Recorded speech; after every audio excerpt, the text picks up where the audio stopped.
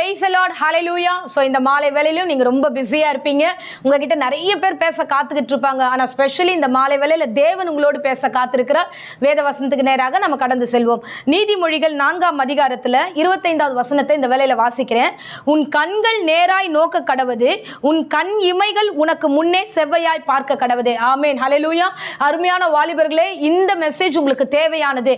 ஏன்னா இந்த நாட்களில் நம்முடைய வாழ்க்கையில நம்முடைய காரியங்களை தாறுமாறா எங்கும் ஓடி விடாதபடிக்கு, நம்ம தவறுதலா நம்முடைய வாழ்க்கையை நடத்தக்கூடாதபடிக்கு ஆண்டவர் இன்றைக்கு ஒரு அருமையான ஆலோசனை உங்களுக்கு கொடுக்கிறார். உங்கள் கண்கள் நேராய் நோக்க கடவுது அப்படின்னா தேவ சமூகத்துக்கு நேராக உங்களுடைய எண்ணங்களும் யோசனைகளும் இருக்க வேண்டும். நீங்கள் பார்க்கிற பார்வை தேவனை நோக்கி பார்க்கிற பிள்ளைகளா நீங்கள் காணப்பட வேண்டும். ஹல்லேலூயா. இன்னைக்கு பிள்ளைகளுடைய பார்வை வித்தியாசமா இருக்கு. அநேக வாலிபர்களை சந்திப்பது உண்டு. நிறைய காரியத்தை பார்க்குறீங்க, பார்க்கறது அப்படியே லைஃப் அமைச்சுக்கணும் அப்படின்னுட்டு நீங்க தேவையில்லாம பிரயாசப்படுறீங்க. எதெல்லாம் நீங்க பார்க்குறீங்களோ அது எல்லாம் என்னுடைய வாழ்க்கையில் அப்படியே நடந்தா நல்லா இருக்கும்னுட்டு, அது கரெக்டோ தப்போ, ஆனா பார்க்கறதுபடியே நம்ம நடக்கணும்னு நினைச்சு நீங்க உங்களுடைய வாழ்க்கையை நீங்க கொண்டு போறீங்க. இல்ல, அது தவறுதலான ஒரு காரியம். பாருங்க, பிரசங்கிலே விதமாய் 11ஆம் அதிகாரத்தில் நம்ம வாசிக்கிறோம்.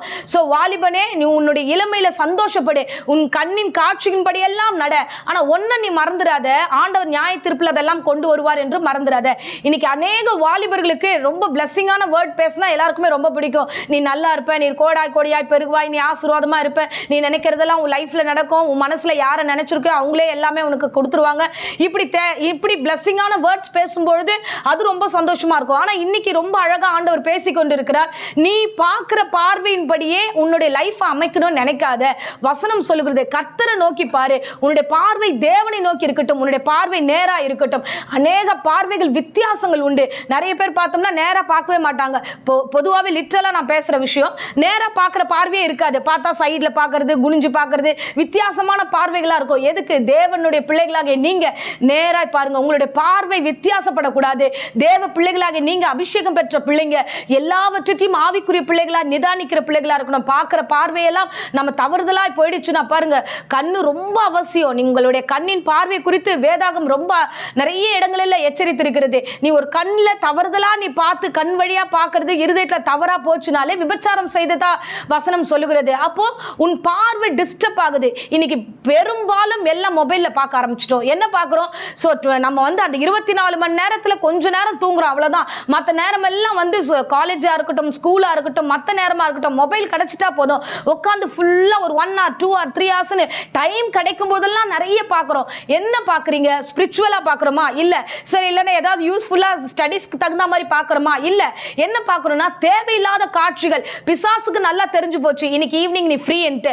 தெரிஞ்ச உடனே அவன் என்ன பண்ணுவான்? நீ பார்க்கும்போதே நிறைய ஆப்ஷன்ஸ், நிறைய 95% தப்பான தவறுதலான படங்களை அவன் கொடுப்பான். உடனே என்ன தோணும்? அதெல்லாம் பார்க்கணும்னு தோணும். தேவையில்லாத இச்சைகளுக்கு மத்தியில் கடந்து போகணும்னு தோணும். ஸோ அருமையான வாலிபு பிள்ளைகளே, உங்களுடைய பார்வை நேராய் நோக்க கடவுது. வசனம் ரொம்ப தெளிவா சொல்லுகிறது, நீ நேராய் நோக்கினா உன் கண்ணிமைகள் உனக்கு முன்னே செவ்வையாய் பார்க்க கடவுது. நீ பார்க்கிறது ஒழுங்கா பாரு, செவ்வையாய் பாரு, நல்லதே பாரு, நன்மையானதை பெற்றுக்கொள் என்று சொல்கிறார். இந்த மாலை வேளை இந்த பிரசங்கத்தை கேட்கிற அருமையான வாலிபர்களே, நீங்க பாருங்க, சிம்சோனுடைய வாழ்க்கையில ஒரு வாலிபனாகிய அவனை குறித்ததான பெரிய அபிஷேகம், பெரிய திட்டம் உண்டு. ஆனா அவனுடைய பார்வை வித்தியாசப்படுது. தன் நண்பர்களோடு உலா வருகிறான், கடந்து போகிறான், வழியில பார்க்கிற பெண்ணை அவன் தன் மனதில் நினைக்கிறான், அதுதான் வேண்டும் என்று அடம் பிடிக்கிறான். சோ தேவையற்ற காரியங்களை அவன் பார்த்ததுனால அவனுடைய அபிஷேகம் இழந்து, அவனுடைய ஊழியத்தை இழந்து, எல்லாவற்றையும் போய் கடைசியில கண்ணை அவன் இழந்தான் என்று வேதம் சொல்லுகிறது. ஹல்லேலூயா.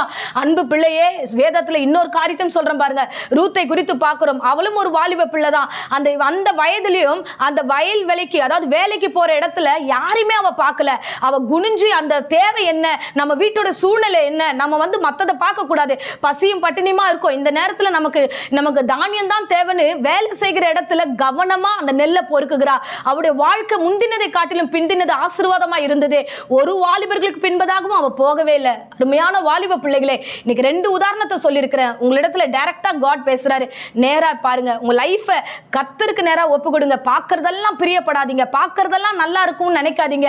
சோ அது எல்லாம் மாயையா இருக்கிறது. மாயை பற்றி கொள்கிற கிருபைகளை போக்கடிக்கிறார்களே, நீ பார்க்கறதெல்லாம் வந்து இந்த நாட்கள்ல வேணும் என்றுனா நிச்சயமா உன் வாழ்க்கையை நீ இழக்கக்கூடிய ஒரு சூழ்நிலை வந்து சேரும்.